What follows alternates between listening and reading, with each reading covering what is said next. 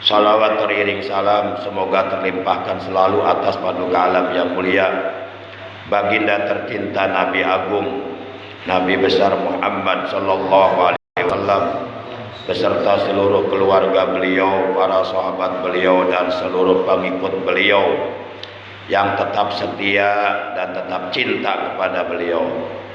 Semoga kita semua sebagai umatnya, juga keluarga kita dan saudara-saudara kita kelak di hari kiamat mendapatkan syafaatul ujma dari beliau. Amin ya Allah ya rabbal alamin. Ma'asyiral muslimin yang dimuliakan oleh Allah, yang saya hormati rahimakumullah wa hadakumullah.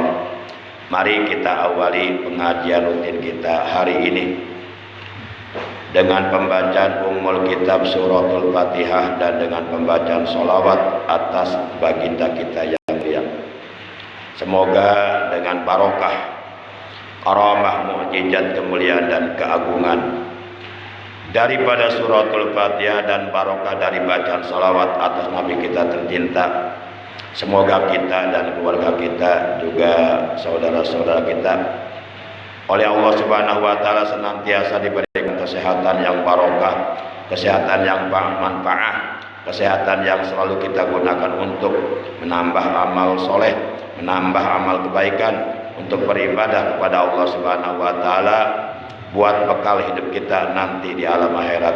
Dan semoga segala hajat kita dunia dan akhirat yang sesuai dengan ridha Allah selalu dikabulkan oleh Allah. Anak-anak kita jadikan anak-anak yang soleh dan solihah. Segala urusan kita oleh Allah dimudahkan, dilancarkan dan selalu mendapatkan pertolongan Allah. Bitilkan niyatil Fatihah. A'udzu billahi minasyaitonir rajim. Bismillahirrahmanirrahim. Alhamdulillahi rabbil alamin, arrahmanir rahim, malik yaumiddin. Iyyaka na'budu wa iyyaka nasta'in. Ihdinas siratal mustaqim. Siratal ladzina an'amta 'alaihim ghairil maghdubi 'alaihim waladdallin. Rabbighfir lana wa liwalidayna amin. Ya Rabbi bil Mustafa balligh maqasidana waghfir lana ma madha ya wasi'al karami huwal habibul ladzi turja syafa'atuhu likulli hawlim minal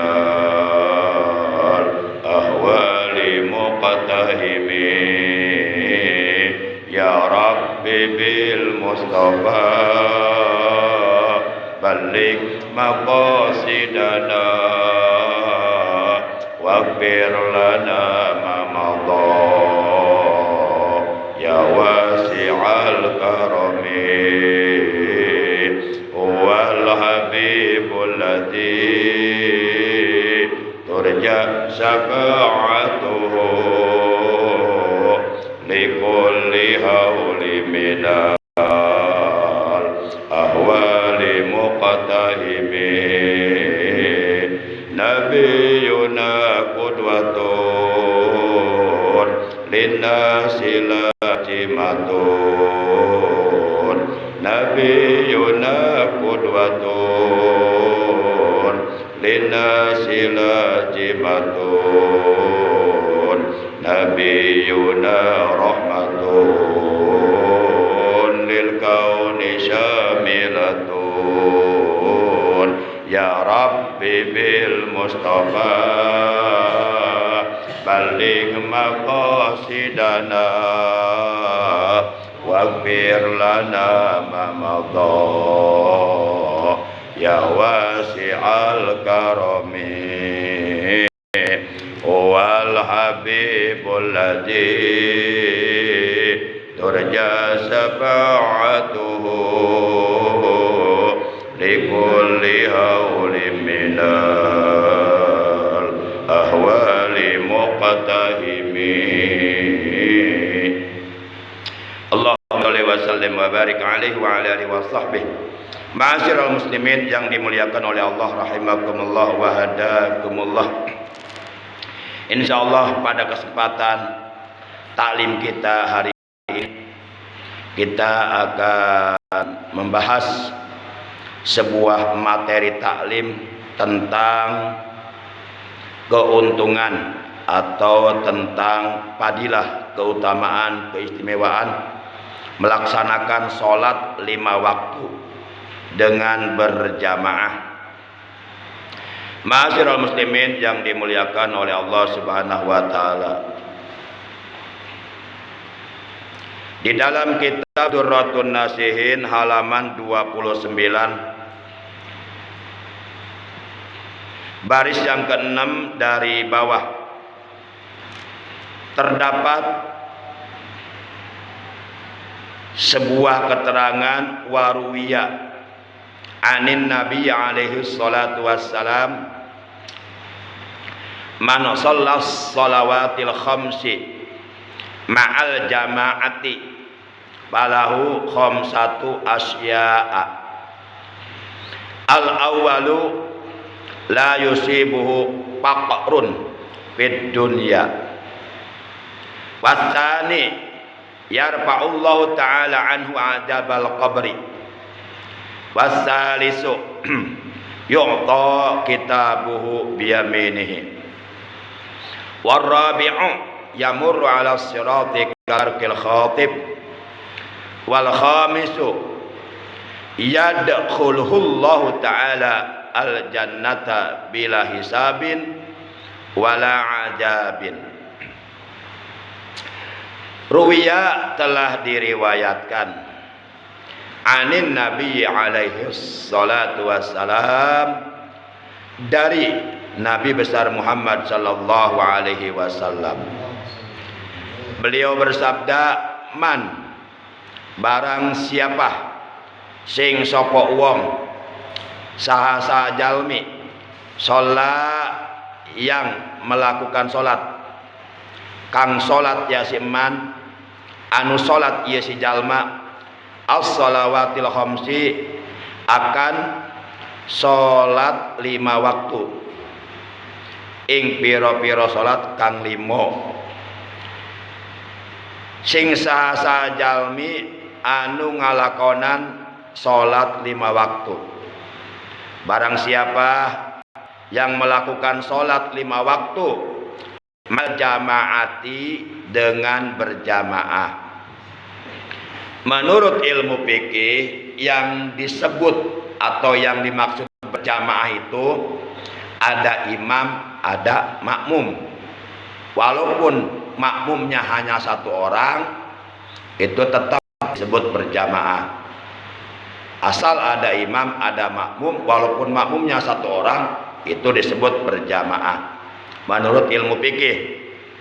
Akan tetapi dalam sholat berjamaah ini tentu semakin banyak makmum yang mengikuti imam di dalam sholat berjamaah, itu tentu nilainya akan semakin jauh lebih baik. Dan hal tersebut menjadi sebuah patokan. Ketika umpama lebih bagus mana sholat berjamaah yang dilakukan oleh 2 orang atau 3 orang atau 4 orang dengan sholat berjamaah yang dilakukan oleh 40 orang, tentu jawabannya yang jelas adalah sholat berjamaah yang dilakukan oleh 40 orang jauh nilainya lebih baik daripada sholat berjamaah yang dilakukan oleh 4 orang, 3 orang atau 2 orang. Artinya semakin banyak orang-orang muslim yang mengikuti sholat berjamaah, itu Allah akan semakin suka. Maka oleh karenanya seyogianya masjid-masjid, musola-musola yang ada di kampung kita, di daerah kita, di tempat di mana kita tinggal, itu agar diramaikan dengan pelaksanaan sholat berjamaah. Para jamaah yang dimuliakan oleh Allah Subhanahu wa ta'ala. Jadi kata Rasulullah, Man shalla shalawatil khamsi ma'al jamaah. Barang siapa yang melakukan sholat 5 waktu dengan berjamaah, kata beliau, falahu, maka baginya akan mendapatkan khamsatu asya'a, 5 macam perkara. Falahu khamsatu asya'a, maka baginya akan mendapatkan 5 macam perkara, 5 macam keuntungan.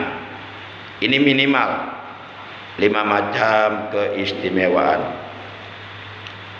Al-awalu, yang pertama, la yusibuhu faqrun fid dunya. La yusibuhu, orang tersebut tidak akan pernah tertimpa atau terkena fakrun, kepakiran, fid dunya, di alam dunia. Jadi orang yang rajin, orang yang istiqomah, melakukan sholat 5 waktu selalu dengan berjamaah, 1 waktu pun tidak pernah ketinggalan, dilakukan sholat 5 waktu dengan berjamaah setiap hari sepanjang umurnya, itu jaminannya orang tersebut selama hidupnya di alam dunia tidak akan terkena fakir, tidak akan tertimpa kefakiran atau kemelaratan, terutama fakir ilmu dan fakir amal. Walaupun rata-rata kebanyakan umat manusia ketika berbicara tentang fakir, rata-rata imajinasi mereka, konsentrasi mereka fokusnya kepada hal-hal yang bersifat materi, yang bersifat kebendaan. Sehingga mereka mengatakan ketika mereka melihat ada orang rumahnya jelek, ya, makannya susah, ya katakanlah pagi makan sore tidak, mereka mengatakan fakir. Belum tentu fakir, itu fakir dari segi materi. Tapi boleh jadi dia itu orang kaya dari segi amal. Mungkin kita kalah sama dia. Mungkin dia tiap malam tahajudnya, kita tiap malam tidur pulasnya. Mungkin dia tiap 5 waktu selalu berjamaah, kita justru malah enggak pernah berjamaah. Kita yang fakir itu, fakir amal. Nanti akan terbukti kefakiran amal kita nanti di akhirat. Di akhirat kita miskin, nggak punya pahala. Para jamaah yang dimuliakan oleh Allah Subhanahu wa taala. Jadi fakir itu bukan hanya sebatas fokus pada hal-hal yang bersifat materi. Ketika kita jarang beramal, jarang beribadah, jarang berjamaah, jarang ngaji, itu kita dikatakan fakir oleh agama, melarat kita. Melarat. Kemudian juga ada lagi disebut fakir ilmu. Fakir ilmu, ya hartanya banyak tapi ilmunya kagak ada, itu fakir juga, fakir ilmu. Ada lagi fakir kesehatan, hartanya banyak, uangnya banyak, pokoknya serba ada lah, hidupnya berada dalam kelebihan, tapi sakit melulu, jarang, itu juga fakir, fakir kesehatan. Nah ini fakir di sini berarti umum. Fakir di sini umum.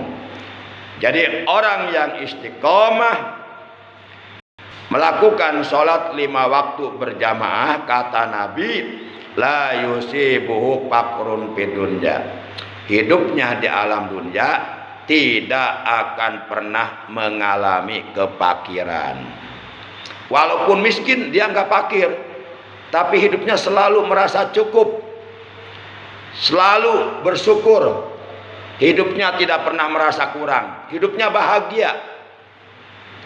Para jamaah yang dimuliakan oleh Allah, jadi hakikatnya orang miskin itu orang yang hidupnya selalu merasa kurang dalam hal materi, padahal secara mata kasat rumahnya mewah, mobilnya lebih dari 4, Tapi kalau hatinya selalu merasa kurang, berarti dia miskin. Justru orang yang hatinya selalu merasa cukup, nggak pernah merasa kurang, walaupun secara materi hidupnya sederhana, itulah orang kaya. Al-gina, gina nafsi, kata Nabi. Laisal gina an kasrotil arab, wa innamal gina, gina nafsi. Kata Nabi, bukanlah yang disebut kaya itu banyak harta. Kata Nabi, wa innamal gina, sesungguhnya yang disebut kaya itu gina nafsi, kaya jiwa, kaya hati. Maka kita jangan minta kaya harta doang, minta agar supaya hati kita dikayakan, amal kita dikayakan, ilmu kita dikayakan. Kan ada doanya tuh, Allahumma agnini bila ilmin nafi'i, ya Allah perkayalah aku dengan ilmu yang bermanfaat. Itu ada doanya. Itu doa yang diajarkan oleh Nabi. Jadi kita jangan minta kaya sebatas materi, minta kaya amal, kaya ilmu, kaya kebaikan. Gitu. Jangan kaya monyet, kaya monyet. Para jamaah yang dimuliakan oleh Allah Subhanahu wa taala. Itu keuntungan pertama. Keutamaan pertama, fadilah yang pertama bagi orang Islam, baik laki-laki maupun wanita, yang selalu menjaga sholat 5 waktu dengan berjamaah, yang selalu istiqomah melakukan sholat 5 waktu dengan berjamaah.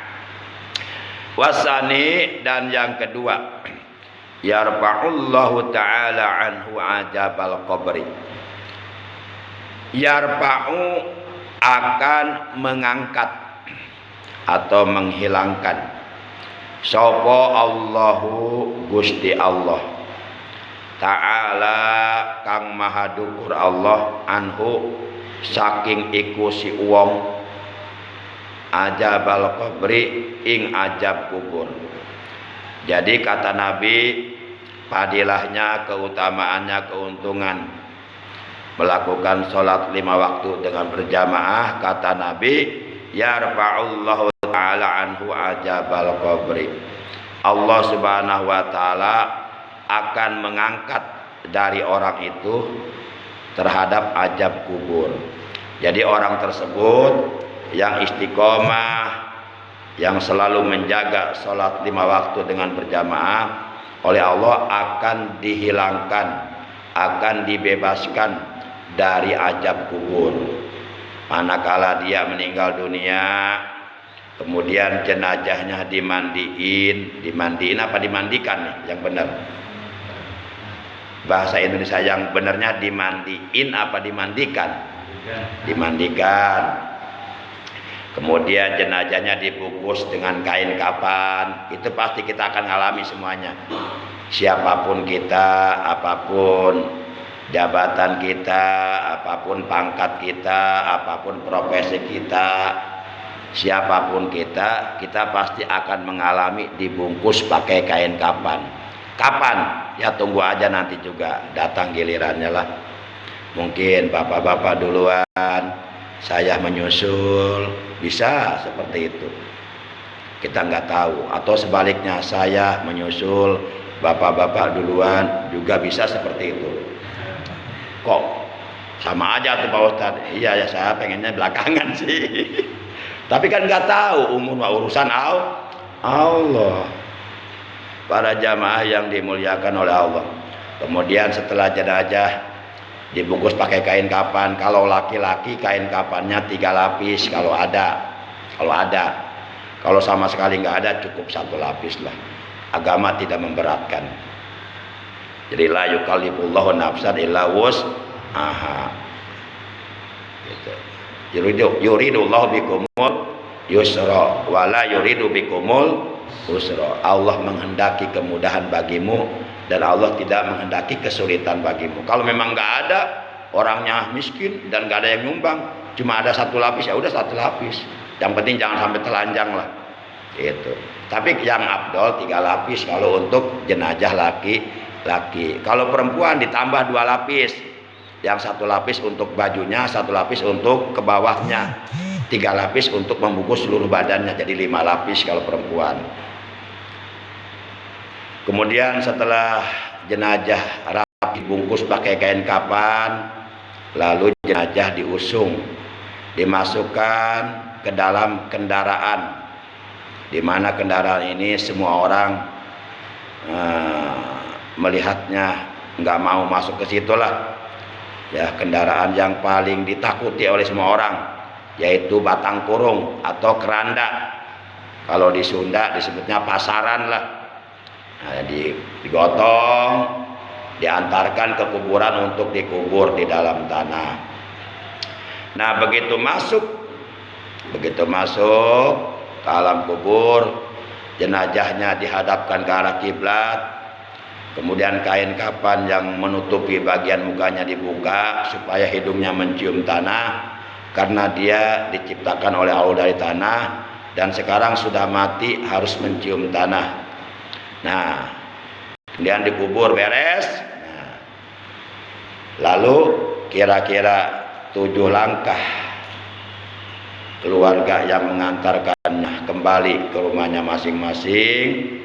Maka menurut keterangan ja'al malakani, akan datang 2 orang malaikat, munkarun wa nakirun, yaitu malaikat munkar nakir. Fasa'alani, lalu 2 malaikat munkar nakir ini bertanya kepada mayit dengan beberapa pertanyaan. Jadi diperiksa, apakah mayit ini benar-benar beriman kepada Allah atau tidak? Apakah mayit ini benar-benar beragama Islam atau tidak? Apakah mayit ini benar-benar beriman kepada Nabi Muhammad atau tidak? Beriman kepada Al-Quran atau tidak? Itu akan ketahuan nanti. Ketahuannya kalau dia bisa menjawab, berarti benar-benar beriman. Kalau setiap pertanyaan malaikat munkar nakir tidak terjawab, berarti bohong pengakuannya. Di antaranya akan ditanya, man rabbuka, siapa Tuhanmu?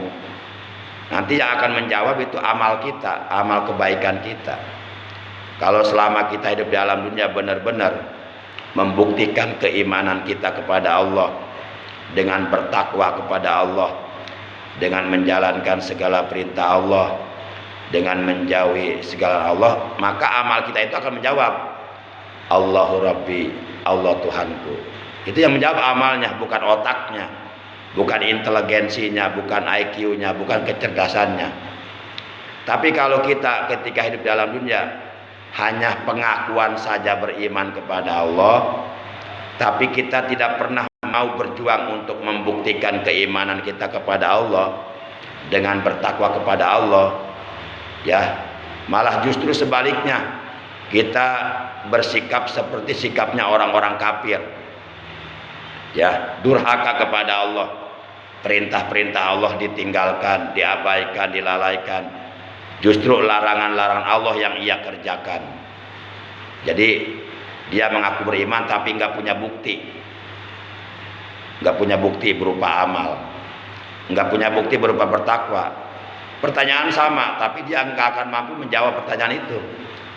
Orang ini ditanya man rabbuka, nggak bisa jawab, karena nggak ada amalnya. Nah, pasti akan mendapatkan azab kubur itu.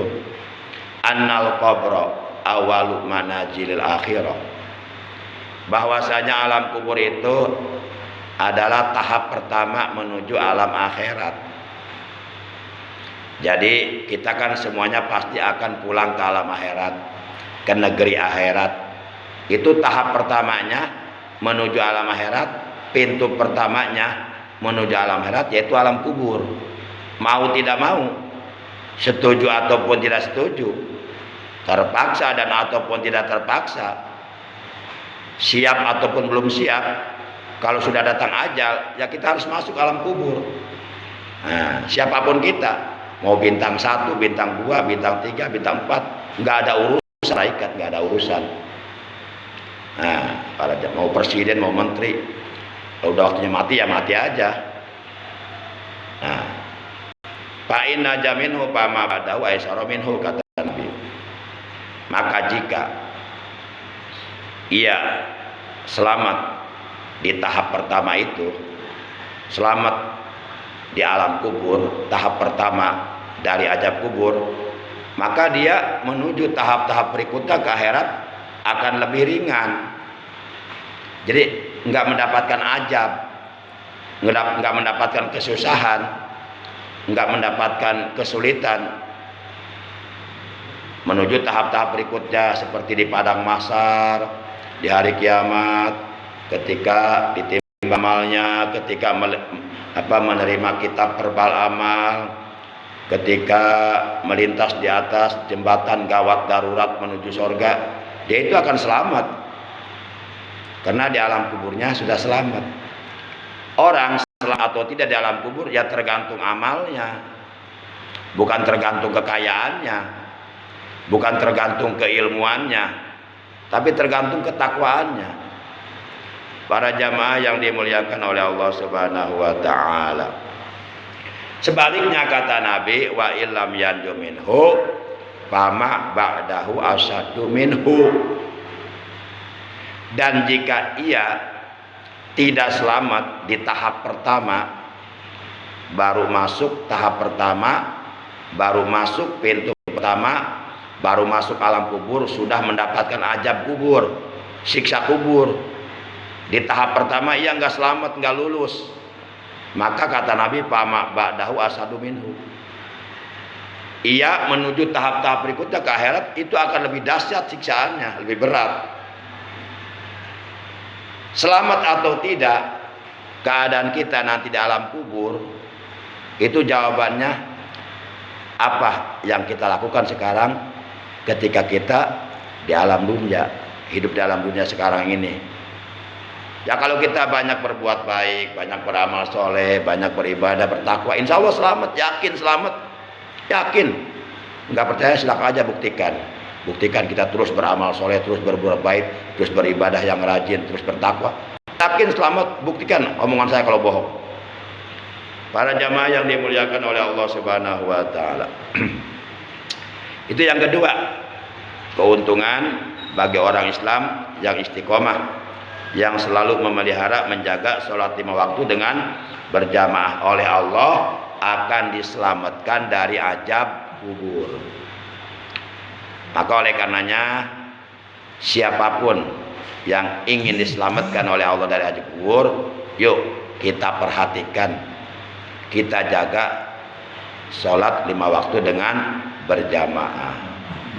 Apalagi sholat subuh itu kalau dilakukan dengan berjamaah, itu pahalanya kalau dibuktikan sekarang oleh Allah di dunia itu jauh lebih baik daripada dunia beserta seluruh isinya. Lebih dari itu, pahala sholat subuh berjamaah itu jauh lebih baik, jauh lebih bagus, jauh lebih berharga daripada 7 lapis langit beserta seluruh isinya dan 7 lapis bumi beserta seluruh isinya dan seluruh apa yang ada di antara keduanya. Andai kata 7 lapis langit dan 7 lapis bumi dan seluruh isinya oleh Allah dijadikan mutiara semuanya, itu enggak seberapa, enggak ada apa-apanya dibandingkan dengan pahala sholat subuh berjamaah. Ini akan terasa bagi orang yang enggak pernah sholat subuh berjamaah. Ini akan terasa penyesalannya nanti di akhirat setelah pahalanya oleh Allah dibuktikan kepada orang-orang yang istiqomah sholat subuh berjamaah. Dan mereka akan melihat orang-orang yang hidup di alam dunia nggak pernah melaksanakan sholat subuh berjamaah, itu mereka akan melihat pahala yang begitu besar, pahala yang begitu mulia yang diberikan oleh Allah kepada mereka yang suka sholat subuh berjamaah. Sehingga mereka kebita, duh, kenapa dulu aku nggak sholat berjamaah? Ternyata ini loh pahala sholat berjamaah subuh itu luar biasa. Dia menyesal, dia minta kepada oleh Allah, kembalikan aku ke dunia, aku ingin sholat subuh berjamaah sekali aja. Nggak bisa. Akan menyesalnya nanti, bukan sekarang. Sekarang biasa aja, biasa aja. Para jamaah yang dimuliakan oleh Allah Subhanahu wa taala. Makanya jangan sampai nanti kita menyesal. Kita jangan sampai lalai terhadap peringatan-peringatan yang disampaikan oleh Allah dalam Al-Quran, oleh Rasul dalam hadis. Udah kita cukup sami'na wa ata'na kepada Allah dan Rasulnya, sami'na wa ata'na kepada para ulama yang menyampaikan ayat Quran dan hadis. Nggak ada yang bohong, mereka semuanya benar, nggak ada yang bohong. Dan kita tidak boleh meragukan kebenaran yang datangnya dari Allah. Kalau kita meragukan kebenaran yang datang dari Allah, kita tidak pantas dikatakan sebagai orang beriman. Kita lebih pantas dikatakan orang munafik. Para jamaah yang dimuliakan oleh Allah Subhanahu wa taala. Kemudian yang ketiga, wasalisu yu'ta kitabuhu biyamini. Keuntungan yang ketiga bagi orang Islam yang selalu istiqomah melaksanakan sholat 5 waktu berjamaah, nanti pada hari kiamat ketika oleh Allah akan dibagikan kitab perbal amalnya, kitab catatan amalnya, itu dia sudah mendapatkan jaminan bahwa dia akan menerima kitab catatan amalnya di tangan kanan. Siapapun yang ketika itu menerima kitab catatan amalnya di tangan kanan, itu pertanda dia akan selamat dari api neraka, dia akan dijadikan ahli surga. Karena nanti pada waktu umat manusia dibagikan oleh Allah kitab catatan amalnya, itu terbagi 3 golongan. Ada golongan yang menerima kitab catatan amalnya di tangan kanan, ini golongan orang-orang yang selamat. Ada golongan yang menerima kitab catatan amalnya di tangan kiri, dan ada yang di punggung. Ini golongan orang-orang yang akan celaka, yang akan dimasukkan ke neraka. Ya kalau begitu saya nanti gampang lah mau menerima kitab catatan amal pakai tangan kanan saya, nggak bisa. Saat itu amal kita yang menentukan. Walaupun kita hati ingin, ini kita berada di depan nih, datang. Kita catatan amal kita udah ada di depan nih, gede, datang. Kita ingin mengambil pakai tangan kanan, nggak bisa. Tangan kita nggak bisa bergerak, kayak orang stroke gitu. Oleh Allah dibuat seperti itu nanti. Hati mah ingin mengambil, aduh ini udah dekat kitab ini, nggak bisa, tangan sedikit nggak terangkat, yang terangkat malah ini niat. Coba aja nanti lihatin. Para jamaah yang dimuliakan, itu tergantung amalnya. Jadi nggak bisa menurut keinginan kita, nggak bisa di sana. Di sana yang menentukan amal kita, bukan keinginan kita. Para jamaah yang dimuliakan. Jadi Rasulullah bersabda, man sholat subha fi jamaatin maka nama qamal laila kullah.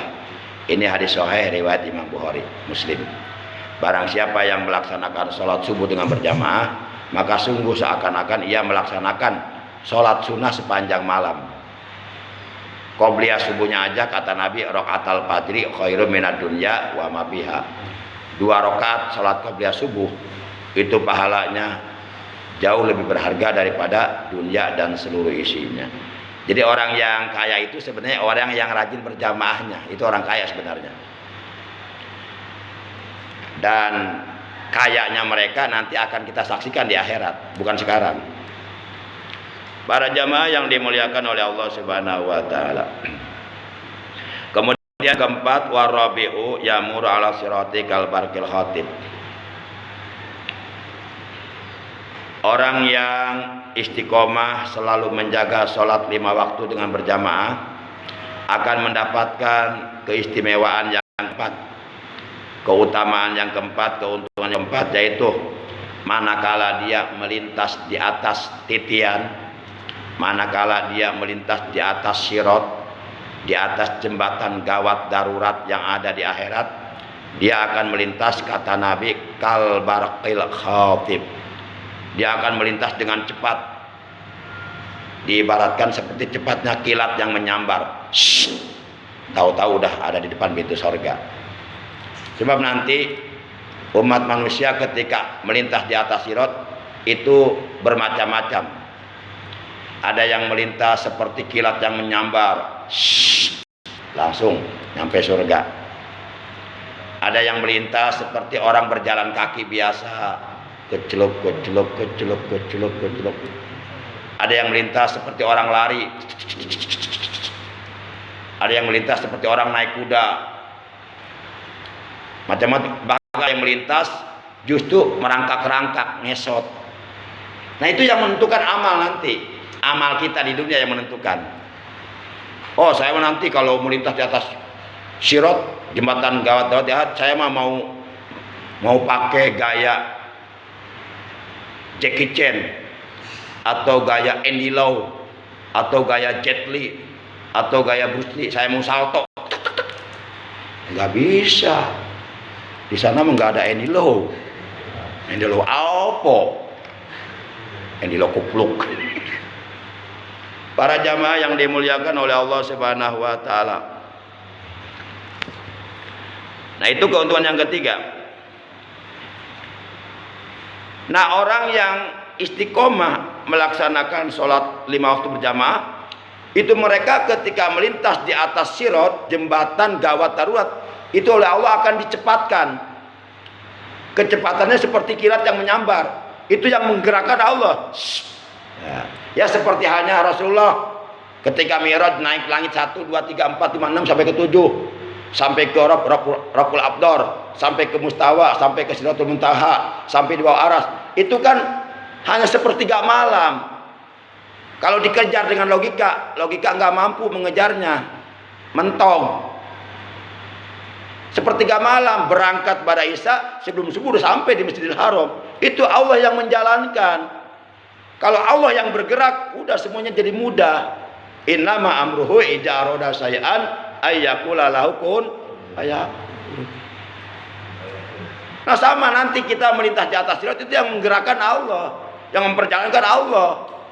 Allah akan memperjalankan kita cepat atau tidak, selamat atau tidak. Itu tergantung amal yang kita lakukan sekarang di dunia. Kalau kita mau jalan ke masjid aja susah untuk berjamaah, ya mungkin nanti lama. Ketika melintas di atas sirotnya, jatuh mungkin ke neraka. Coba aja buktikan.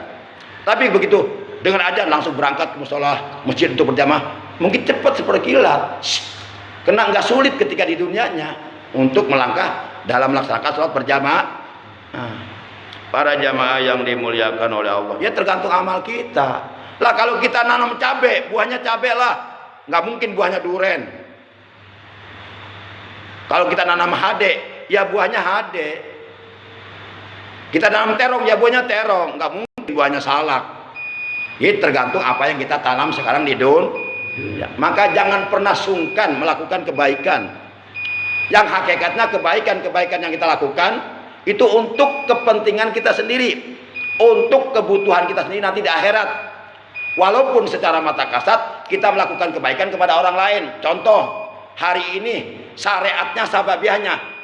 Mungkin saya nggak kesini, nggak ada yang nganter, karena motor saya banyak kempes. Anak-anak yang lain tahu pada kemana, nggak ada.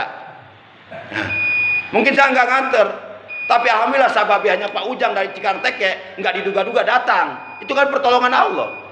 Datang, kan saya bisa kesini sampai bisa ngajar. Nah seperti itu, para jamaah yang dimuliakan oleh Allah Subhanahu Wa Taala. Ya paling telepon Pak Agus paling minta dijemput. Saya sebenarnya minta dijemput itu malu sebenarnya. Malu. Saya orangnya nggak pengen berbangga-banggaan, enggak. Saya pengennya ada perjuangan gitu. Tapi itu terpaksa kemarin minta dijemput. Terpaksa itu. Apa? Pas saya WA, Pak Agus kuotanya habis, nggak masuk. Para jamaah yang dimuliakan oleh Allah Subhanahu Wa Taala. Nah, diterangkan oleh Abu Sa'id Al-Khudri. Beliau mengatakan, balagoni annal jisra asaddu ahaddu minas saib wa adakku minas sa'rah. Abu Sa'id Al-Khudri, salah seorang sahabat Rasulullah, mengatakan begini, telah datang kepadaku berita, tentu dari Rasulullah, annal jisra ahaddu minas saib wa adakku minas sa'rah, bahwasanya jembatan gawat darurat yang ada di akhirat, yang melintang di atas kobaran api neraka menuju ke sorga. Jadi kalau jatuh, kita jatuhnya bukan ke kolam renang, pasti ke neraka itu. Karena di bawahnya api neraka berkobar-kobar. Kita harus melintas semua di atas jembatan gawat darurat itu. Jembatan gawat darurat itu dibuat oleh Allah menuju ke sorga. Jadi kalau kita mau ke sorga, mau tidak mau, cuma satu jalan itu, lewat jembatan itu. Nggak ada jalan yang lainnya. Nah, itu menurut berita yang disampaikan oleh Abu Sa'id Al-Khudri Annal Jisra, bahwasanya jembatan gawat darurat di akhirat, yaitu yang disebut As-Sirat, itu ahadu minas saib, itu sangat tajam. Ahadu, bahkan ahadu itu lebih tajam minas saib daripada pedang. Dia akan terasa tajam itu, diinjaknya sakit. Itu tergantung amal. Tapi bagi orang yang suka sholat jamaah itu nggak terasa sakit. Bahkan kelihatannya luas, gede jembatannya. Nanti amal kita yang bisa melihat itu, bukan otak kita. Wa adaku minas sa'roh, bahkan adakku lebih lembut minas sa'roh daripada rambut. Sebagian para ulama mengatakan itu sangat kecil, tajam kecil, akan kelihatan sangat kecil jembatan itu. Bahkan kelihatan seperti kecilnya sehelai rambut dibelah 7. Bisa enggak? Enggak bisa kalau kita yang membelahnya. Tapi kalau Allah yang membelahnya bisa. Enggak ada yang tidak mungkin bagi Allah. Tapi itu jembatan akan kelihatan tajam kecil kalau kita amalnya jelek. Tapi kalau kita amalnya bagus, itu kelihatan gede jembatan. Dan enggak tajam. Amal yang melihat di situ. Para jamaah. Karena As-Sirat itu termasuk bagian daripada alam gaib, alam metafisika. Artinya keadaan jembatan gawat darurat di akhirat As-Sirat itu nggak bisa dideteksi, nggak bisa direkayasa oleh akal. Seperti keadaan di alam kubur, nggak ada yang tahu keadaan di alam kubur kecuali kalau kita dapat informasi dari Rasulullah. Karena Rasulullah dikasih tahu oleh Allah berdasarkan wahyu. Para jamaah yang dimuliakan oleh Allah Subhanahu wa taala. Itu yang keempat. Kan kita suka berdoa tuh. Kalau kita wudu cuci kaki kan, kita berdoa Allahumma sabbit qadami ala siratil mustaqimi ma'a aqdami ibadikas sholihin. Ya Allah, tetapkanlah kedua telapak kakiku ketika melintas di atas Siratal Mustaqim bersama kakinya hamba-hambamu yang soleh. Ya Allah, selamatkanlah aku ketika melintas di atas jembatan gawat darurat, sebagaimana Engkau menyelamatkan orang-orang yang hamba-hambamu yang soleh. Kita berdoa sambil cuci kaki kanan. Kemudian ketika kita cuci kaki kiri, kita berdoa lagi Allahumma inni a'udzubika min antazila qadami ala sirati bin nari yauma tazilu aqdamul munafiqina wal musyrikin. Ya Allah, sesungguhnya aku berlindung kepada Engkau dari tergelincirnya, dari terpelesetnya kedua telapak kakiku di atas ketika melintas di atas sirat jembatan darurat. Binari jatuh ke dalam kobaran api neraka. Yauma, di mana pada hari itu tajil aqdamul munafiqin wal musyrikin, di mana pada hari itu telapak kakinya orang-orang munafik, orang-orang musyrik pasti akan tergelincir, pasti akan terpelanting jatuh ke dalam kobaran api neraka. Kalau orang-orang munafik, orang-orang musyrik itu udah dipastikan pasti jatuh itu. Mereka berjatuhan terpelanting, pada berjatuhan ke neraka. Udah dibakar di neraka, nggak ada yang nolong. Nauzubillah min dzalik. Kalau penasaran pengen terbukti ya kita tunggu aja deh, sabar ya. Nanti juga ketemu yang namanya sirat, yang namanya al-mizan, yang namanya azab kubur, siksa kubur, nikmat akan ketemu. Para jamaah yang dimuliakan oleh Allah Subhanahu wa taala. Kemudian yang kelima, wal khamisu yadkhuluhullahu ta'ala al jannata bila hisab wala ajab. Keuntungan yang kelima bagi orang Islam yang selalu memelihara, menjaga, selalu istiqomah melakukan sholat 5 waktu dengan berjamaah, subuh berjamaah, zuhur berjamaah, asar berjamaah, maghrib berjamaah, isya berjamaah, dilakukannya tiap hari. Satu waktu pun tidak ada yang luput, tidak ada yang terlewat, selalu berjamaah sampai datang ajal.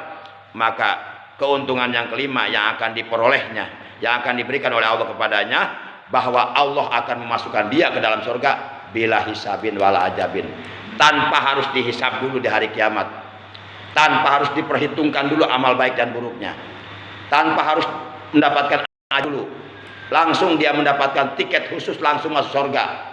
Itulah keuntungan sholat di waktu dengan berjamaah. Ayo anak muda terutama ya, kita ramaikan masjid kita dengan sholat berjamaah, kita ramaikan musola kita dengan hari kajian rutin, dengan sholat berjamaah, dan dengan kegiatan-kegiatan keagamaan yang lainnya. Siapa lagi yang akan memakmurkan musola yang ada di tempat kita? Siapa lagi yang akan memakmurkan masjid yang ada di tempat kita kalau bukan kita orang pribuminya? Orang lain makan, orang lain mah pendatang, cuma kadang-kadang cuma itikaf 3 hari, 7 hari. Nah, yang lebih utama orang sininya yang harus memakmurkan. Mereka makan nggak selamanya di sini, paling 3 hari, 7 hari. Nah, orang sininya nggak ada, atau lucu. Seharusnya orang sininya yang memakmurkan musola ini, bukan orang luar, itu kan? Gitu. Innama ya'muru masajidallah, kan? Man amana billah wal yaumil akhir wa aqamas shalah wa tazakah wa lam yakhsha illallah. Jadi orang-orang yang beriman kepada Allah, orang-orang yang beriman kepada hari akhir, orang-orang yang selalu mendirikan salat, menunaikan zakat, mereka lah orang-orang yang layak, yang seyogianya memakmurkan masjid-masjid Allah. Kita mengaku beriman kepada Allah, kita mengaku beriman kepada hari akhir, kita tiap hari sholat, kita tiap tahun zakat fitrah, zakat mal, maka kitalah yang memakmurkan masjid kita, gitu. Bukan orang-orang kafir, bukan orang-orang munafik. Jangan sampai masjid kita ini ya sepi dari sholat berjamaah, sepi dari pengajian rutin. Jadi khawatir kalau masjid kita seperti kuburan sepi. Padahal kata Nabi, la taj'alu masajidakum kuburan. Janganlah sekali-kali kalian menjadikan masjid-masjid kalian seperti kuburan sepi. Jadi warga masyarakatnya nggak ada yang mau ke masjid, warga masyarakatnya nggak ada yang ke musola. Tapi kalau kerja, kalau bisnis kemana-mana ke Surabaya nyampe, tapi ke masjid cuma terhalang 2 rumah nggak nyampe. Berat banget bawaannya. Nauzubillah min dzalik. Tapi kalau nonton apa tuh? Konser Dewa, konser Slank.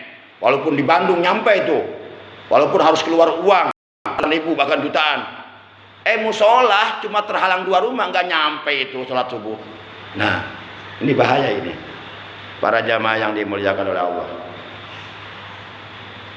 Dan Allah akan menyelamatkan orang-orang yang selalu memakmurkan masjid dari azab Allah. Inna Allah Ta'ala idza anzala ahata minas sama ala ahli ardi surifat an ummaril masajid, kata Nabi. Hadis riwayat Imam Ad-Dailami. Sesungguhnya Allah, apabila Allah menurunkan azab, malapetaka, bencana dari langit kepada penduduk bumi, maka azab Allah itu akan dihindarkan oleh Allah dari orang-orang yang selalu memakmurkan masjid-masjid Allah.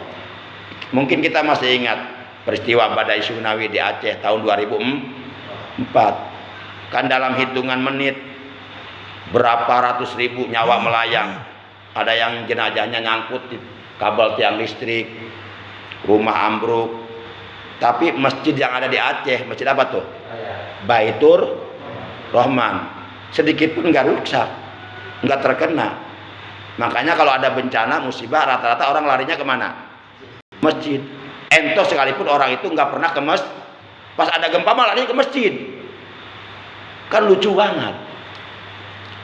Tapi ketika nggak ada gempa, jarang ke masjid. Pas dikasih gempa goyang, pada lari berhamburan keluar dari rumah menuju ke musola Nurul Hidayah. Ketemu apa Agus, tumben lu ke musola lu selama ini nggak kelihatan, sekarang musola ada gempa Pak Agus. Jadi lu ke masjidnya kalau ada gempa doang. Lucu banget tuh ngaku Islam begitu. Para jamaah yang dimuliakan oleh Allah Subhanahu wa taala. Demikian talim kita hari ini. Kurang lebihnya mohon maaf. Terima kasih atas kehadirannya, atas perhatiannya. Mudah-mudahan apa yang kita bahas Allah jadikan ilmu yang bermanfaat buat kita, ilmu yang disertai hidayah, yang dengan ilmu ini ketakwaan kita, kualitas ketakwaan kita, kualitas keimanan kita, kualitas prestasi ibadah kita kepada Allah semakin bertambah baik, semakin meningkat. Kita semakin semangat untuk terus melakukan ibadah kepada Allah secara istiqomah sampai akhirnya nanti ajal datang kepada kita tanpa kita undang. Mudah-mudahan meninggal dunia dalam keadaan husnul khotimah. Amin ya Allah ya rabbal alamin. Akhirnya para jamaah, mari kita tutup talim kita hari ini dengan ucapan hamdalah. Alhamdulillahirabbil alamin. Subhanakallahumma wa bihamdika asyhadu an la ilaha illa anta wahdaka la syarika laka astaghfiruka wa atubu ilaik.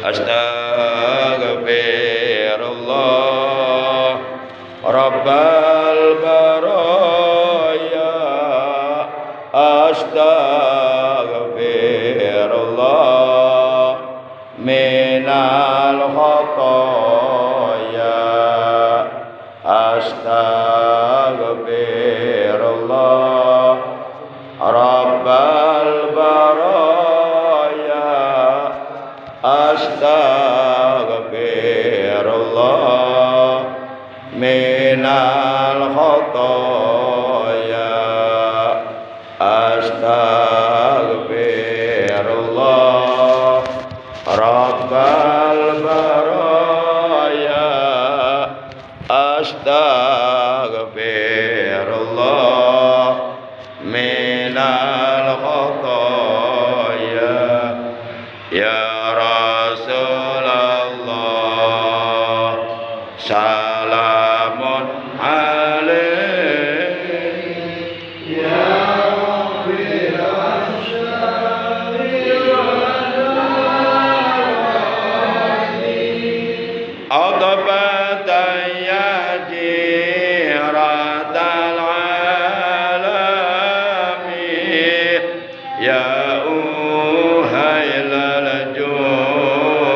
Dewal karamiyah uhailal dewal karami. Rabbana jidna ilman nafi'a ma'al hidayah. Rabbana jidna malan mubarakan yakfina li ta'atika wali ibadatika wali syukrika wali nusrati dinil Islam. Rabbana syrah lana sudurana wa yassir lana umurana wahlul 'uqdatam min lisanina yafqahu qaulana waj'al lana waziran min ahlina waj'alna min ibadikas salihin waj'alna lil muttaqina imama. Rabbana ja'alna muqimas sholati wa min dzurriyyatina rabbana wa taqabbal du'a. Rabbana atina fid dunya hasanah wa fil akhirati hasanah wa qina adzabannar. Wa sallallahu ala sayidina Muhammad wa ala alihi wa sahbihi wa baraka wa sallama tasliman katsira bi rahmatika ya arhamar rahimin. Subhana rabbika rabbil izzati amma yasifun wa salamun alal mursalin walhamdulillahi rabbil alamin. Terima kasih, mohon maaf. Adanallahu wa iyyakum ajmain. Wassalamualaikum warahmatullahi wabarakatuh.